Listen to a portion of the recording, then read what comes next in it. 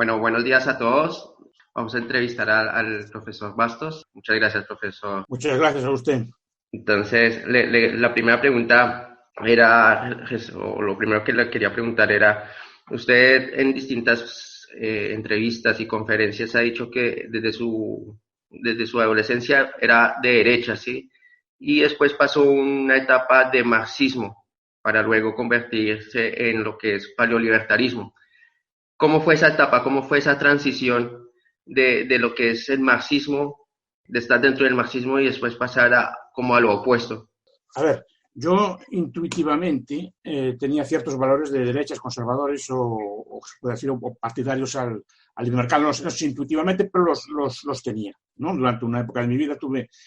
¿Qué pasa? Yo nunca tuve una educación formal en esos valores, ¿no? La escuela pues fue una escuela normal, pues con los currículos que más o menos se ponen en el Estado, con una educación más o menos religiosa, pero una educación en valores más o menos, un currículum, un pensum que más o menos es el del Estado, ¿no?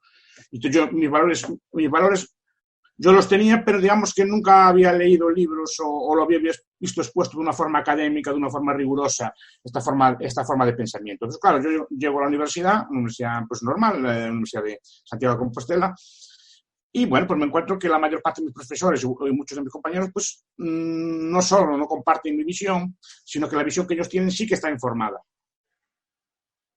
¿no? Sí que está elaborada, sí que tienen argumentos, sí que tienen pues, un pensamiento, una teoría, un sistema detrás. Y yo eso no lo tenía. Entonces, claro, pasó unos años que me decía, pues esto parece más consistente que lo que yo defiendo, ¿no? Entonces, pues, durante una época me pasé esas ideas, lo cual tampoco me arrepiento, es decir, fue parte de mi evolución. Yo creo que no conozco el marxismo, si no hubiera pasado por eso no conocería el marxismo como lo conozco ahora, ¿no? Pues fue una época que pasé y después lentamente, pues porque encontré por casualidad algunos libros, tuve suerte de acceder a bibliotecas, tuve suerte de que tuve profesores incluso marxistas que me recomendaron pues leer a Mises o así, entonces poco a poco me fui apartando de eso.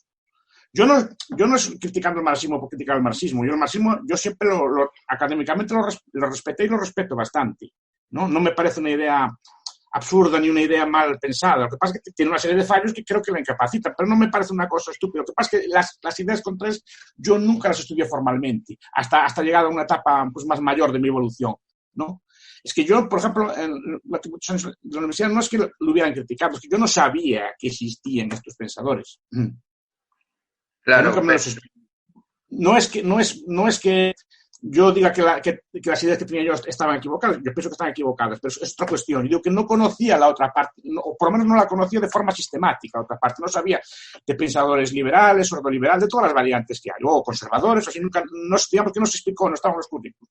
Yo recuerdo estudiar una especie de curvas allí en SLM de Keynes y cosas por el estilo, ¿no? Unas curvas que nos hacían allí en un cerrado, unas fórmulas que nos hacían en cosas de macroeconomía, pero primero yo no veía en eso verdadera vida, ¿no? Ni economía ni política, no veía, sino que veía unos dibujos allí que se cortaban en un eje, no sé qué hacían allí, y que había una curva de abscisas ordenables que se cumplía allí, pero claro, yo no veía una respuesta a los problemas sociales que veía yo en la sociedad. Entonces, claro, fue una suerte para mí descubrir a la escuela austriaca.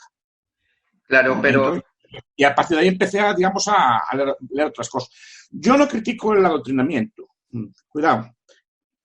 Toda educación implica, no todas en la intención es adoctrinante, implica algún tipo de adoctrinamiento, ¿no? A usted y a mí, pues, no se toma.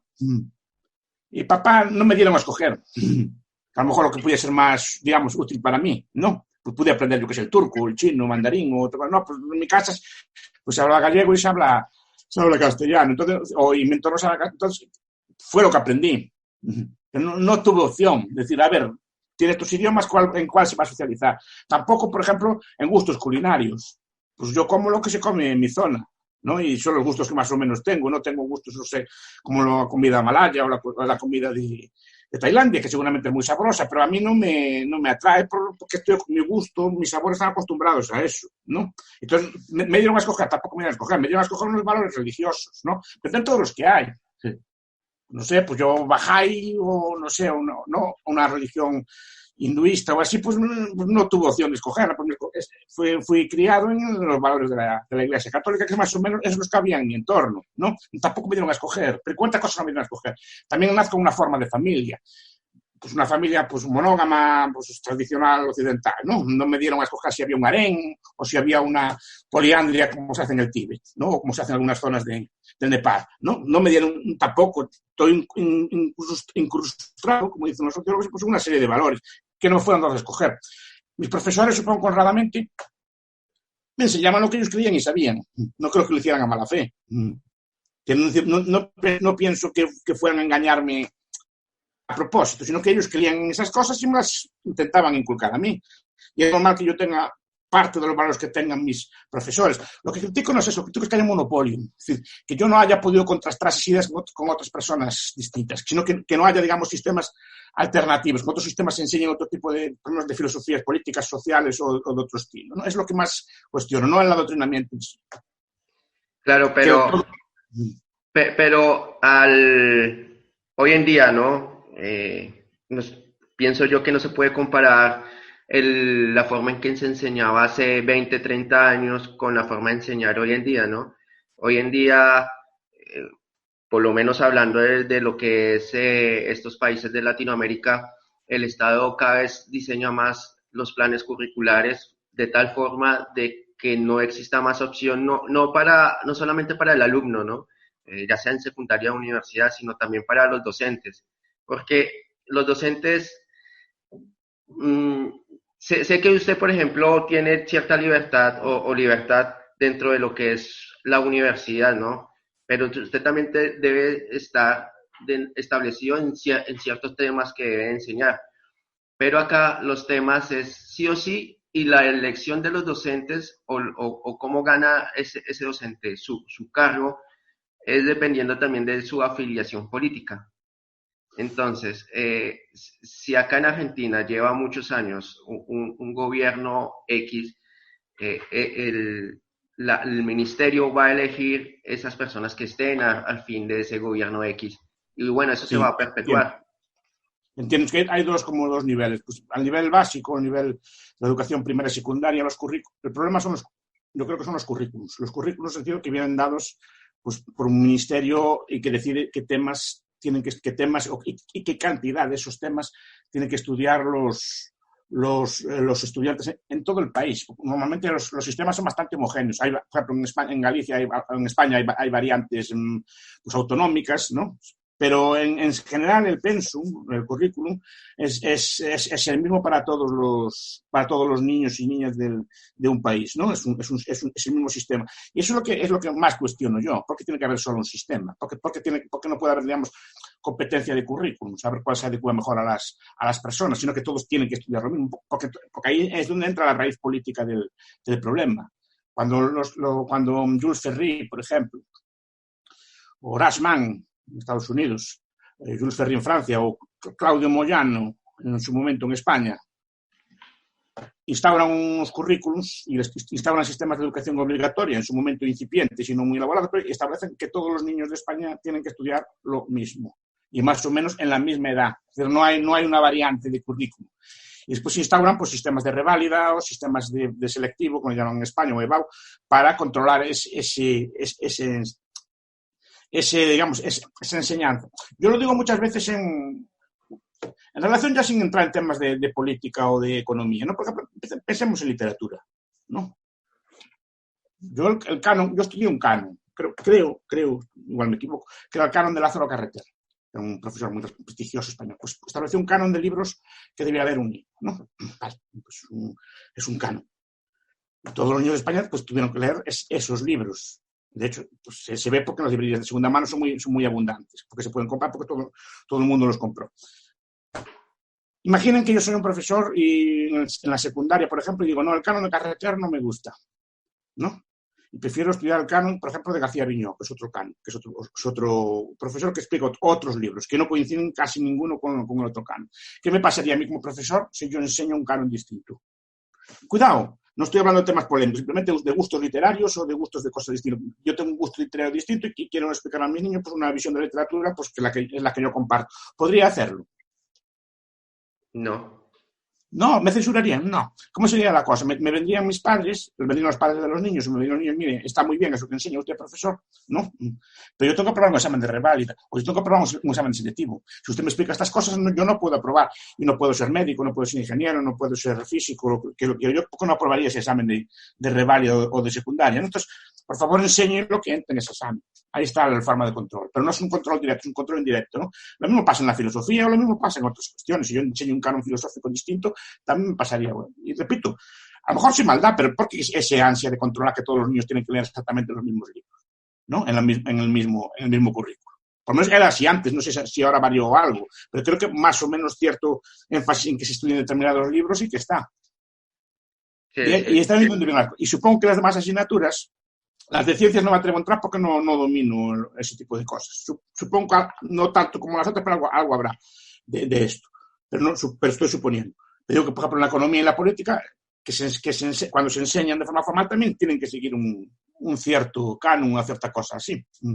Y supongo que de ahí viene la cosa. No es cuestión solo de los profesores, que sean ellos deliberadamente malos, que no lo creo, sino que el propio sistema de educación plantea este tipo de cosas y, digamos, no permite salirse mucho de él. Algunos profesores sí, por su cuenta, enseñan cosas aparte, etc., pero lo normal es que sigan este tipo de esquemas y enseñen a sus alumnos a seguir los principios que se le marcan para que ellos puedan aprobar después esos exámenes, ¿no? Y ahí está la cuestión.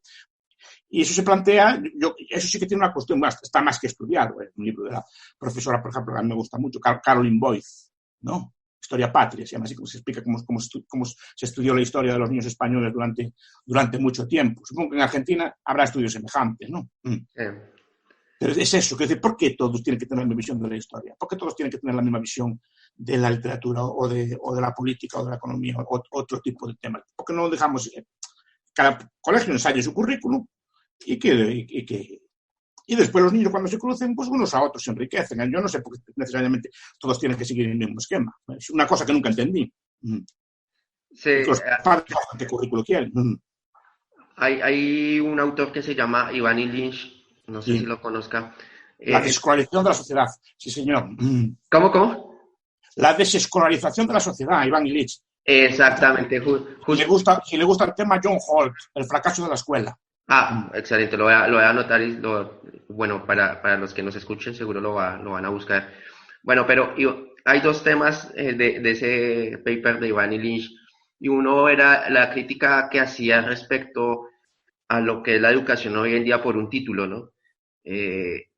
La persona que, no sé, empíricamente puede leer por su cuenta, por experiencia de un trabajo o por tareas repetitivas, puede saber incluso mucho más que un ingeniero, ¿no? Por ejemplo, tenía un tío que de la nada se formó en diseño industrial, ¿no? Y sabía un montón, sabía todos los programas, por ejemplo, de AutoCAD y todo. Pero era una persona que se formó él misma y no tenía un título de diseñador gráfico.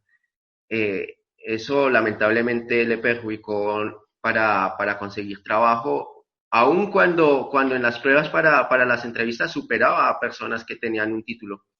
Sí. ¿Qué cree usted que pasa a medida que pasa el tiempo, que el valor de una persona no está en lo que esa persona sepa, sino a través de lo que es un título, un cartón, y aparte de la universidad de que salga? A ver, en principio el cartón no tiene por qué estar mal si refleja un conocimiento real. Lo que pasa es que muchas veces la gente no estudia, por ejemplo, ingeniería, sino que estudia probar exámenes de ingeniería. Sí. O se orienta a probar lo necesario para tener el título, no para disfrutar de la ingeniería o aprender ingeniería. Yo creo que los sistemas, y mea culpa también, los sistemas en ese aspecto funcionan así. Pero lo que usted planteando no es tanto una cuestión educativa, porque su tío seguramente hacía lo correcto, estudiaba por su cuenta o preguntaba cuando no sabía, etc. Y esos son los sistemas que me gustan a mí. Yo no soy totalmente contrario tampoco a los sistemas educativos formales. Una universidad así puede ser un buen sitio. En el sentido de que hay mucha gente como nosotros que les gusta el mismo tema y hay pues, personas más o menos especializadas que son mayores que pueden ayudar a los jóvenes en esos temas, ¿no? Entonces, un título que certifique que usted superó un curso no está mal. Ahora, exigir ese título es otra cuestión, porque es una cuestión de licencias. Ya no es una cuestión educativa, es una cuestión de licencias. Y es una cuestión, eso por ejemplo, Milton Friedman lo explica bastante bien en Capitalismo y Libertad, un capítulo de Capitalismo y Libertad, ¿no? O también hay un señor que muchas veces no se conoce, se llama Thomas Stas, que tiene un libro muy bonito, en este caso aplicado a la medicina, que se llama La teología de la medicina, explicando esto que está explicando usted, que hay gente que es muy buena médica, pero por carencia de título, pues no puede ejercer, ¿no? Y explica a qué se debe eso. O sea, se debe normalmente, son prácticas restrictivas a favor de algunas profesiones. Es decir, limitar el número de las profesiones o limitar el número de establecimientos que puede emitir títulos sobre esas profesiones. Y que es una práctica de regular el mercado laboral pues a favor de unos intereses o de otros, ¿no? Y de eso se trata. Y lo que dice nuestro teórico liberal es que en principio no haría falta una licencia estricta para ejercer la mayor parte de las profesiones, sino todas ellas, ¿no? Es la teoría de esto. Y que habría sistemas de mercado suficientes como para garantizar la calidad del servicio que usted recibe con independencia de que usted tenga el título o la licencia o no. Claro. Digamos que son restricciones a la competencia, que muchas veces no se habla de ellas. Sí, y respecto a lo que usted suele decir sobre por ejemplo, las matemáticas y la geografía, que sé que usted es crítico a estas materias, por ejemplo, la matemática moderna, ¿no? Que usted... Sí, no soy crítico con esas materias, soy crítico cómo se enseñan esas materias, que es muy distinto. Las matemáticas son súper útiles, no es nadie. A veces me dicen, no, ¿qué está usted en contra de las matemáticas? ¿Cómo estará en contra de las matemáticas? No, la matemática moderna, ¿no? Claro, no, de la forma que se enseñan las matemáticas. Por lo menos es la tesis, por ejemplo, creo que se llama, ¿cómo se llama? Queen o algo así, se llama así. Después hay un matemático español que se llama Julio Pascual, que también escribió algo de estos temas, explicando que la forma que se enseñan no es la más adecuada. Que la geografía es un arma también de creación de estados, está más que demostrado y está súper estudiado. Por ejemplo, Benedict Anderson fue uno de los primeros, pero Jeremy Black, por ejemplo, Maps and Politics, también explica algo semejante, ¿no? Explicando cómo el concepto de mapa, la cartografía, el diseño mental de las fronteras, etcétera, contribuye a la visualización del fenómeno estatal. Y las matemáticas, lo que explica Pascual, aún me falta por contrastarlo, ¿no? Lo que dice que la forma que se enseña es básicamente para que se vea o se visualice que quien sabe son los profesores y que los padres, digamos, que no están capacitados para enseñar a sus hijos en determinados temas. Eso es lo que explica él. Supongo que no estoy seguro, pero la idea va por ahí también. Pero yo no soy crítico de las matemáticas ni de la geografía. Digo que, líbreme Dios, solo digo que es la forma en que se enseña. La idea de mapa de Estado que nos meten a todos en la cabeza, que todos tenemos que visualizar el mapa de nuestro país, etcétera, y muchas veces dibujado y muchas veces, por ejemplo, como se exhibía en los colegios de antes, que siempre en todas las aulas había un mapa, por ejemplo, de España, todo desplegado en el aula al lado de las imágenes icónicas del Estado, estaba el mapa allí, ¿no? Y el mapa es omnipresente porque era lo que se veía en todas las escuelas antes. Ahora ya no se hace así, pero en otros tiempos sí. Y todos los niños españoles de otra época tenemos una foto de nosotros de pequeños con un mapa de España detrás. Sí. Acá también, en mi país. Acá también lo hacen. Sí. Porque es una práctica que se copia y que se imita, claro. Porque es muy potente la visualización. Claro. Y esa foto aún la tengo, me parece. Claro, a mí, por ejemplo, me hacían dibujar el país de Colombia, el escudo de Colombia, la bandera de Colombia, y bueno, ya hoy en día, ya en otra edad y todo, uno se pone a analizar qué hay detrás de todo eso, ¿no? Sí, no, hay estudios recientes en España. Creo que se llama Jacobo García Muñoz, que hizo algún trabajo sobre estas cosas aplicadas al mapa en España, es un geógrafo también, ¿no? Les digo que Jeremy Black, por ejemplo, lo explica muy bien. No está traducido por desgracia, pero Benedict Anderson sí, en Comunidades Imaginadas, explicando cómo se puede imaginar un estado si no es por la geografía. Pero lo repito, no es una cosa ni contra las matemáticas ni contra la geografía, sino el tipo de matemáticas que se enseña. Muchas veces lo que explica, creo que es Morris Queeny, en la matemática que se explica en las escuelas, no en todas, repito, ¿no? Supongo que habrá muchos casos y supongo que habrá cambiado desde que estudié yo. No es una matemática práctica, no es una matemática, digamos, para la persona común, sino que es una matemática pues de topología o cálculo, en su momento teoría de conjuntos, repito, no me quiero meter en lo que no sé, ¿no? Pero, por ejemplo, yo no recuerdo que me hayan explicado, por ejemplo, calcule usted cuánto hay que ganarle a un café, ¿no? Para que la cafetería sea rentable. Y cuántos cafés tengo que vender y a qué precio y ese tipo de cosas así. Ese tipo de matemáticas básicas, ¿no? O cálculo de superficies para un carpintero o cosas así, ¿no? Ese tipo de cosas. Sí, pero normalmente la matemática se centra en cuestiones más elevadas, como más metafísicas, que es lo que critica Quinn, ¿no? No la matemática. Porque esas Claro, matemáticas, diferenciales, todo.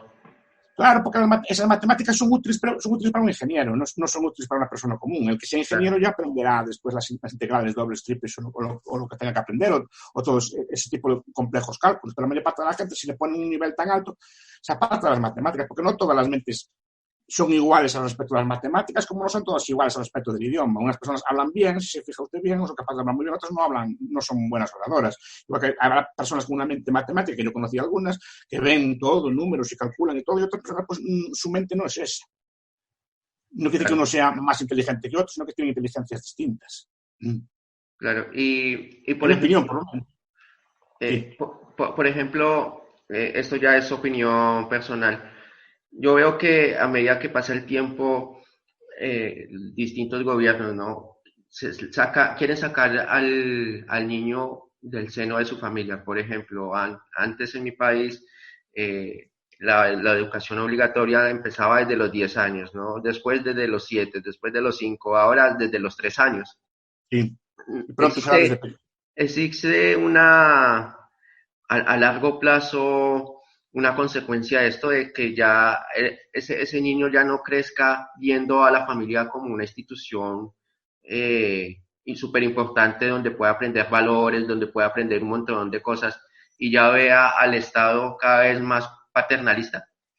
Sí, a ver, el proceso de construcción de estados, el nation building o el state building, que se llama así, de construcción de estados, implica una sustitución de las funciones de otras instituciones y que el Estado las vaya asumiendo poco a poco. Igual que el Estado asumió en su momento la justicia, se la quitó a los señores, a los aristócratas y la instituyó en burocracias estatales y que le quitó digamos, la capacidad de defensa a las personas o a las milicias, a las personas y las centralizó también en aparatos estatales de policía o de ejército, ¿no?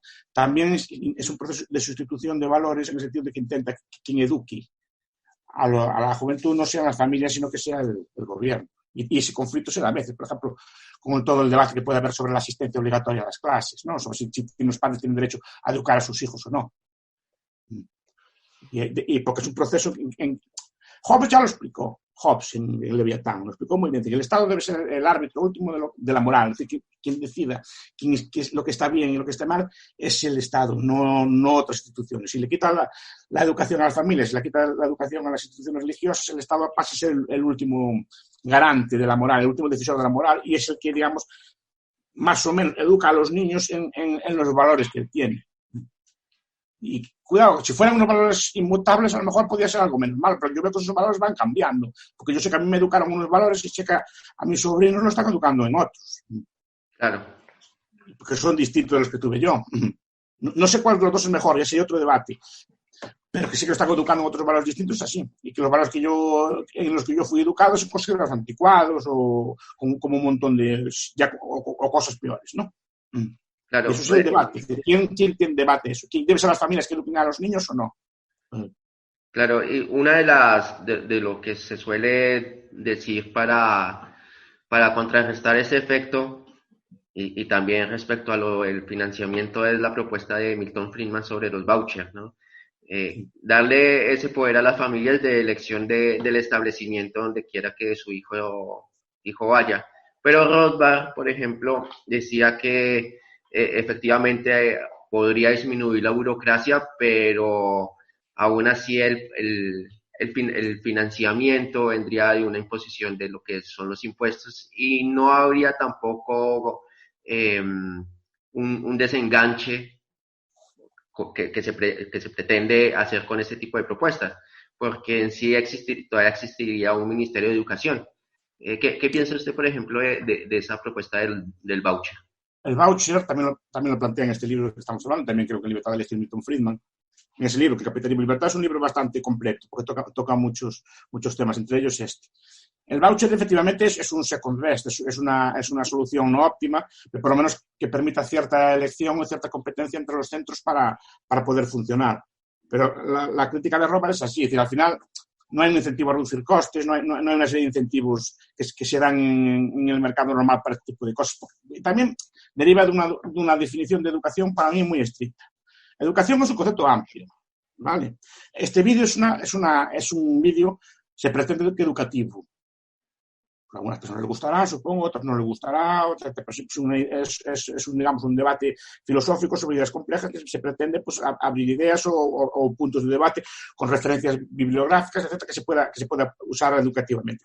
Pero no es una educación escolar, es una educación que cualquier persona puede pinchar el enlace a esto y acceder a él si le apetece, si le gusta o no. Pero es educativo, esto es educativo también. Educativo es cuando un grupo de amigos, pues ustedes debaten o discuten o comparten información o comparten libros, ¿no?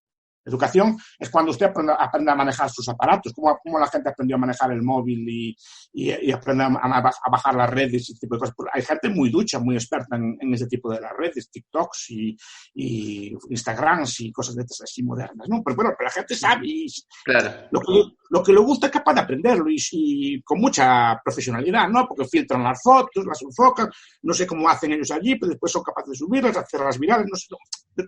Que tiene cierta tecnología, por lo menos a mí se me escapa mucha de ella, es decir, mi mente no es nativa de estas cosas, entonces se me escapa, pero veo que esa gente tiene una habilidad. ¿Y cómo adquirió esa habilidad? Porque que yo sepa, las escuelas no se aprende, ¿no? Claro. O a manejar trastos electrónicos, montar estas cosas que montan ustedes de Zooms y cosas así, ¿no? Pues se van aprendiendo, pero no escolarmente. La educación es muy amplia, educación son los modales que enseñaban en casa. Educación es lo que le pueden enseñar a una iglesia, a una parroquia o a un ateneo, alguna cosa así, ¿no? O centros de socialización política, que tenía antes para los partidos, o así. Ahí puede aprender muchas cosas también, no necesariamente malo. Pero aprende usted en muchos ámbitos. Aprende cuando lee un periódico, aprende cuando lee un libro. Pero no necesariamente escolar. Pero la educación es muy amplia y incluye muchos aspectos. Dentro de la escolarización, dentro de la educación hay muchas formas después de enseñar de forma formal. Una es la escuela. La escuela es una forma de enseñar, pero no es la única forma de enseñar. ¿No? Por ejemplo, hay sistemas modulares. Usted cuando quiere aprender a tocar sea una guitarra o una cosa así, pues puede aprenderla usted por su cuenta, con tutoriales de internet. Puede ir a un conservatorio. No sé cómo enseñan la música en Argentina. Aquí hay instituciones, puede ser públicas o privadas, que enseñan música. Pero a otras personas la aprenden por su cuenta, otros, como decíamos antes, tocaban de oído. Bueno, muchos gaiteros aquí gallegos no tenían educación formal, sino que educaban escuchando y pues repitían. O sea, hay muchas formas de educarse, pero se pueden buscar fórmulas modulares. Es decir, yo cuando quería aprender idiomas o algún idioma que no estaba en la escuela, pues iba a una academia de tal idioma, ¿no? O contrataba un profesor por ejemplo, de alemán, que en mi escuela no se ofertaba, ¿no? Pues, o de francés o como hay los centros común de matemáticas, ¿no? Pues hay centros que son como academias, que están allí, usted va 1 hora al día, a la hora que le apetece, que creo que es así, y usted allí aprende matemáticas. Pero de forma modular. Claro. No tiene por qué llevar todo el currículum, sino que usted podría picar enseñanzas variadas. No todo es el mismo currículum, ¿no? Es un sistema. Después está el sistema escolar, que se enseña más o menos a todos, más o menos cimentados por edades, todos lo mismo, todos siguiendo un esquema, ¿no? Pero digo que hay muchas formas de educar que no son escolares. Y dentro de las escuelas hay muchas formas de plantearlas también. Aun habiendo escuelas, puede haber escuelas de mucho tipo, que las hay de las escuelas Montessori, escuelas pues normales, hay un montón de tipos de sistemas escolares, escuelas tipo Summerhill en su momento, bueno, hay muchas, se puede escoger. Y después se puede escoger la forma de financiarlas. Puede ser financiamiento directo del Estado, o puede ser financiamiento indirecto del Estado, o puede ser financiamiento directo del consumidor. Porque yo siempre digo, ¿por qué la mayor parte de los bienes de consumo bajan de precio? Porque es una realidad histórica.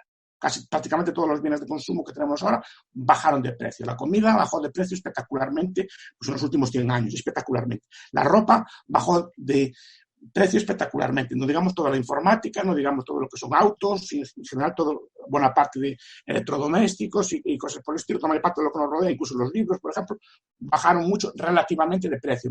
Cuando hablo de relativamente me refiero a cuántas horas necesito yo trabajar pues para tener una lavadora, ¿no? Pues bajaron mucho de precio, no en precio absoluto, sino en precio medido en horas de trabajo. Bien, porque la educación estatal no baja de precio, como las demás cosas, cuando se podría perfectamente hacer sistemas combinatorios de muchas formas de estas, ¿no? Desde la asistencia presencial, que puede ser pertinente, a mí no me parece mal de todo, ¿no? Lo haría de otra forma, no lo haría obligatorio, sino que buscaría que los alumnos escogieran más o menos, dentro de lo que hay allí, que escogieran más o menos sus currículums y que pudieran optar pues cosas variadas, ¿no? Dentro de lo que se pueda. Pero se puede combinar con tutoriales de internet, por ejemplo, con vídeos. No tiene por qué haber un horario estricto de aprendizaje. Cada niño, yo creo que cada niño, cada estudiante. Yo no trabajo con niños pequeños, pero yo veo que aún así mis estudiantes, que son 18, 19 o 20 años, pues unos son como más activos por la mañana, otros son por la tarde, otros son más nocturnos, que se pudieran modular con este tipo de cosas o mezclar con sistemas escolares este tipo de cosas, porque no se puede ensayar otro tipo de cosas. Un poco todo tiene que seguir más o menos el mismo esquema y el mismo ritmo. Y después, que los niños no todos aprenden al mismo tiempo. Claro, porque lo que se busca es homogeneizar a todos los estudiantes. Claro. Sí. Probablemente para el gobierno es la forma mejor de que todos estudien lo mismo, que no se desvíen. Y por eso la asistencia es obligatoria. Eso fue planteado así. No lo estoy diciendo yo que sea una maldad del gobierno actual. Eso fue, cuando se implantan los sistemas educativos en el siglo XIX, estoy pensando en Jules Ferry, que le tengo mucha manía, ¿no? Más era un imperialista terrible, ¿no? Pues lo plantea como esto, como que la idea de crear ciudadanos, la idea de crear personas que, digamos, obedezcan al Estado. La idea principal, aunque la educación tiene otras funciones, obviamente, ¿no? Pues la lectura, la escritura, pues cierta capacitación profesional, ciertos aprendizajes transversales que se aprenden allí, no todo tiene que ser negativo, pero la idea era crear gente que pagase impuestos sin protestar y que fuese a la guerra y diese la vida por la patria sin protestar, en su momento, en el siglo XIX. Y se vio la Primera y la Segunda Guerra Mundial, ¿no? Como gente que antes se resistiría a las guerras, después, como cierto cosa, pues se resistió mucho menos. Y sus valores de educación pues se transmiten después a otro tipo de cosas. Esa es la idea. La idea planteada fue esa. Pero lo dijeron ellos mismos, no lo estoy diciendo yo.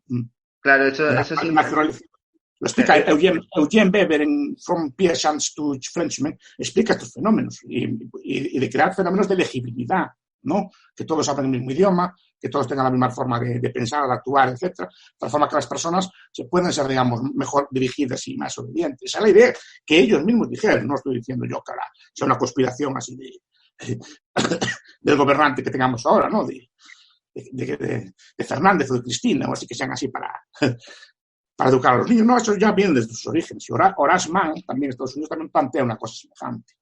Es como militar también a favor de la guerra o la protección de un Estado, ¿no? Porque, a ver, yo que he vivido muchos años acá en Argentina y también lo puedo decir por lo que aprendí en Colombia.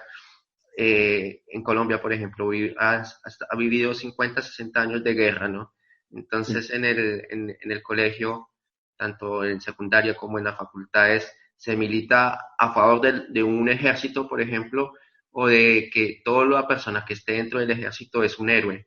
Entonces, constantemente uno lo motiva, bueno, quiero entrar al ejército para pelear a favor del Estado. Pienso que también eso es un poder que tiene todos los gobiernos, ¿no? Porque no veo un cambio a medida que pase el tiempo. Claro, porque la idea es esa. Vamos a ver, por ejemplo, en los temas que hablamos, que más conozco yo, política o economía o así, los que mejor conozco, la visión que se enseña en las escuelas es como la oficial.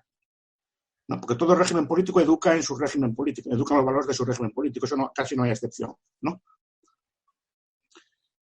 El problema es, la mayor parte de la población, pues cuando acaba la escuela, pues cada uno busca su trabajo, pues unos pues trabajan ingenieros, otros son carpinteros, otros son mecánicos, otros son médicos, otros químicos, o lo que sea, cada uno se dedica a su profesión. Bien.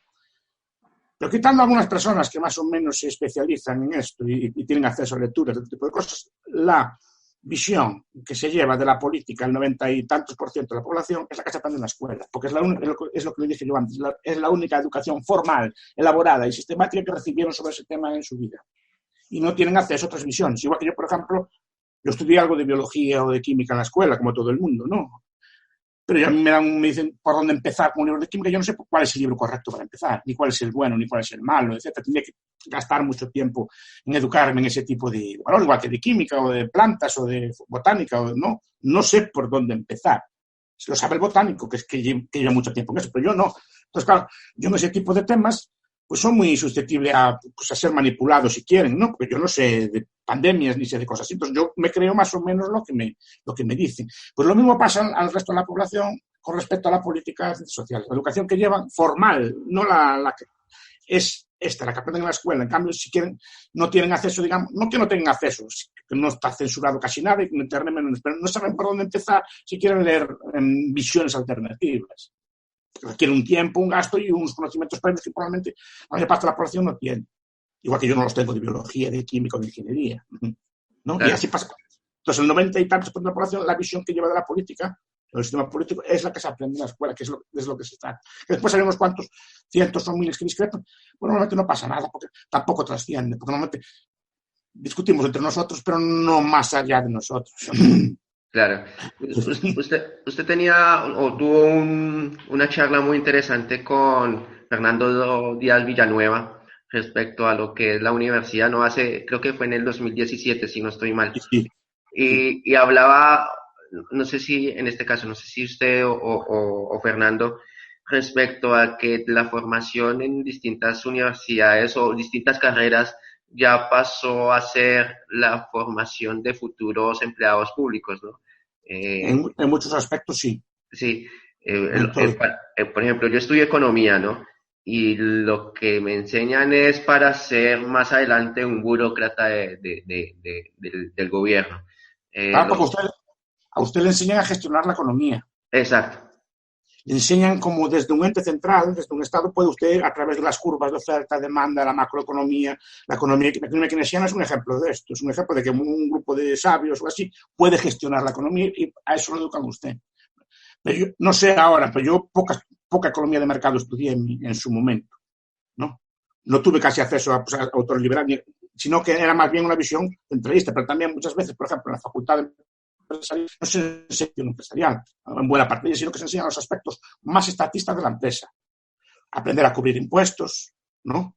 Sí. Aprender a cubrir contabilidad. La contabilidad normalmente que viene normada por los estados también, ¿no? Los planes generales de contabilidad que vienen normados o normativizados entonces nos enseñan a cubrir o a hacer las partes más estatistas que tiene cualquier empresa, ¿no?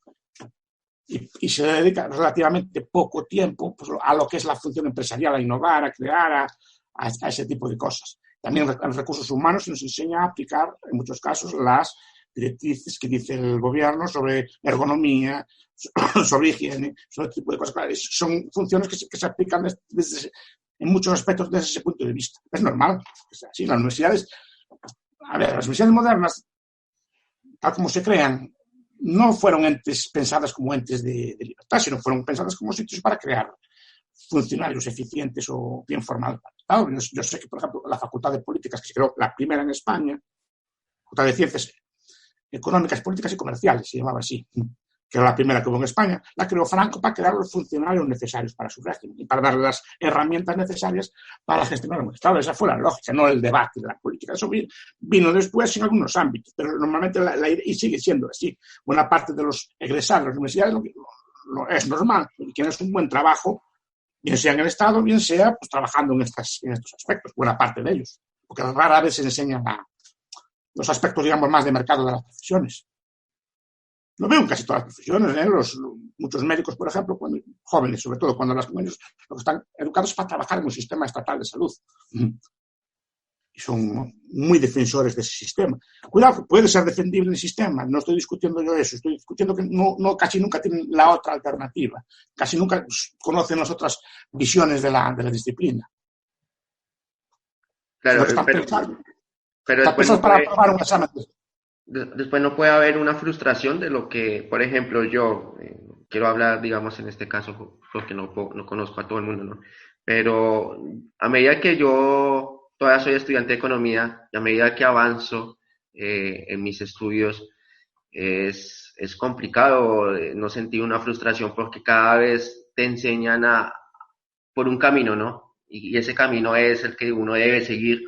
Pero yo, por ejemplo, he tenido la oportunidad de leer muchos autores liberales, o lo puedo ver a usted, o lo puedo ver a don Jesús, a un montón de economistas muy respetados, y bueno, puedo tener una elección, pero muchas personas, mmm, aún teniendo el poder de decisión, siguen ese camino porque es el único que aprendieron. y después llega a cierta edad o cuando quieren ejercer, ven que existe todo un poder detrás y no era lo que ellos quisieron elegir o y algo. tienen que plegarse, claro. Es Exacto. normal, bueno, para eso se educa. Es decir, no, yo tampoco estoy diciendo que la gente, pues como que se echa al monte o se echa a la guerrilla para que sean Claro, mártires, digamos, ¿no? Pero bueno, lo que se trata es que conozcan un poco de qué va esto, que claro. sepan un poco cómo opera esto. Y básicamente es lo que yo intento permitir, no llamar a la gente a la guerrilla. Sí, normalmente, eso lo decía Hayek, creo que lo decía, creo que fue Hayek que decía, usted estudie y apruebe lo que le mande, después estudie lo que le gusta, ¿no? Sí. Sí, por experiencia, creo que al principio, y también lo comenta don Jesús, creo que y referenció a Rothbard respecto a lo que es el pago de impuestos. Y yo al principio, pues cuando empecé a leer y empecé como a querer capacitarme dentro de lo que son autores liberales, al principio dentro de la universidad quería ser el mártir, ¿no? El profesor decía algo y yo, no, eso no es así, no, esto lo otro. Y a la final el poder lo tenía el profesor y me dejaba en la materia. Pero tiene usted una ventaja muy grande, que usted sabe el doble. Sí, sí, puede ser, bueno. No, la ventaja, si tenemos alguna, es que nosotros tenemos que conocer perfectamente lo que dice el otro. Cosa que, por ejemplo, el estudiante normal no lo hace. El estudiante normal repite. La pedagogía, no sé cómo es en Argentina, en España, históricamente, es una pedagogía de repetición. Sí. No es eso del espíritu crítico ni libre así. Casi siempre es una pedagogía de repetición, desde pequeños hasta mayores. O sea, si repite usted todo lo que dice el profesor, es un 10, si repite la mitad es un 5, y si repite solo una parte está a suspenso, ¿no? Pero básicamente el sistema, incluso en los sistemas de acceso a la función pública. El alto funcionariado así básicamente le consiste un conjunto de textos, si usted se lo sabe, entra y accede a la función pública, pues si repite lo que dicen esos textos, ¿no? Pero lo bueno del crítico es que el crítico tiene que, pues muchas veces nosotros si nos ponemos a trabajar para Estado somos muy buenos opositores. Pues nosotros tenemos que saber mejor que nadie lo que dice el otro, para refutarlo punto por punto. En cambio, el estudiante normal no se preocupa, repite aquello y ya está. Claro. Para nosotros es nuestra pequeña venganza, si quiere así, ¿no? No, quiero decir que al final, claro, es que Keynes dice tal cosa. Probablemente pocos conozcan mejor a los keynesianos que un austriaco, ¿no? O que un Claro. liberal. Tiene que conocerlo y saber qué dice y dónde está equivocado, si lo está. No, pero nos obliga a conocerlo en serio, cosa que el otro normalmente dice, esto es lo que entra. Lo cuento y ya está.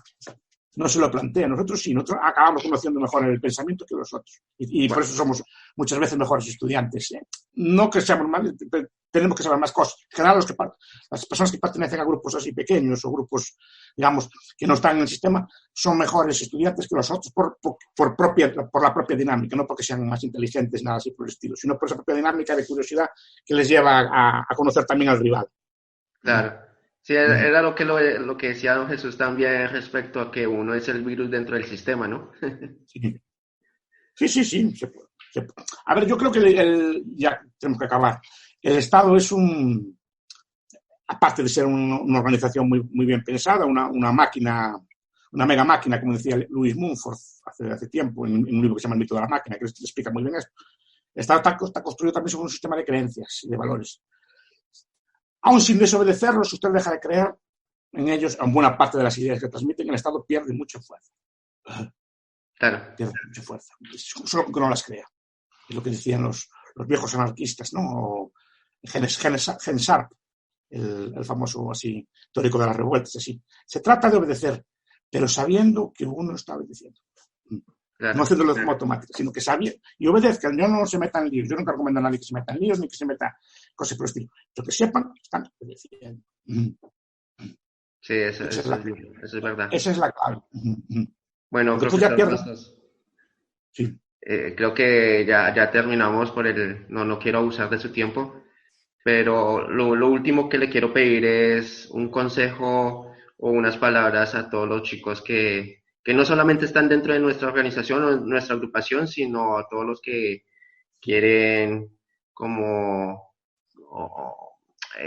no sé si salir, a ver, no puedo encontrar ahora las palabras exactas, pero sí un consejo a todos los jóvenes que quieran hacer, tener ese espíritu crítico que usted dice. Pues que se junten con gente como usted.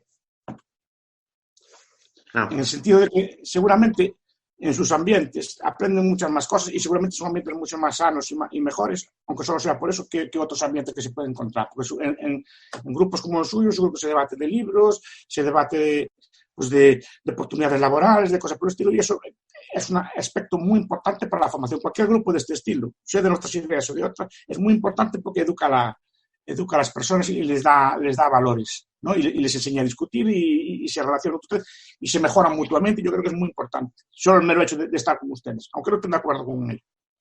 bueno, muchas Y gracias, además, profesor. es bueno que haya críticos, porque también los obligo a ustedes a estudiar. Yo no tampoco Claro, me gusta una sociedad de estar siempre con los míos, ¿no? Necesito también feedback, necesito también influencias de fuera para ver qué están diciendo otras personas, qué otras teorías hay. Y es más, siempre digo una cosa, si otra idea les convence más, dejen la suya y cojan la otra. Eso es lo claro, honrado. Yo si claro, estoy con esto, honradamente no encontré nada mejor. No quiere decir que no pueda encontrarlo, pero si estoy honradamente porque no encontré nada mejor que me convenza más, ¿no? Pero si yo encontré otra cosa que me convenciera más, no tenga duda que yo intentaré cambiar de opinión. Así de... Pero también si les convencen más estas ideas que las suyas, que empiecen a votarlas, que empiecen así. Pero yo, claro, no me gusta el sectarismo, ni me gusta este tipo de purezas que hay muchas veces, ¿no? perfecto, Pero bueno, yo creo que grupos como el suyo son ideales para la educación de un joven. claro. Bueno, muchas gracias, profesor Bastos. La verdad fue un honor haber cruzado algunas palabras con usted y espero que algún día pueda ir a España para poderlo saludar personalmente. O yo a Argentina y saludar a Argentina. Pero de momento va a ser difícil. No nos dejan salir. Está muy complicado salir fuera de España. Sí, En bueno, estos momentos. sí, Piden muchos PCRs y muchos países no nos dejan entrar. Entonces sí, no hay. De momento no va a poder ser. Pero bueno, gracias por la y por su amable charla. Ya muy bien ahí. Es decir, que es muy interesante. Pero recurran también siempre al libro, ¿eh? No solo el vídeo, el libro también. sí, sí. El vídeo llama la atención, pero el conocimiento profundo es trabajo duro y solitario, con sus libros cada uno en su casa. ¿Vale? Después lo pueden poner en común y hablarlo, pero normalmente el trabajo es siempre solitario. Excelente consejo, la verdad, muy, muy bueno. Pues muchas gracias y hasta la próxima, si Dios quiere. Bueno, muchas gracias, profesor Bastos, y que tenga un buen día. Igualmente, señor Macano, hasta la próxima. Chao. Chao.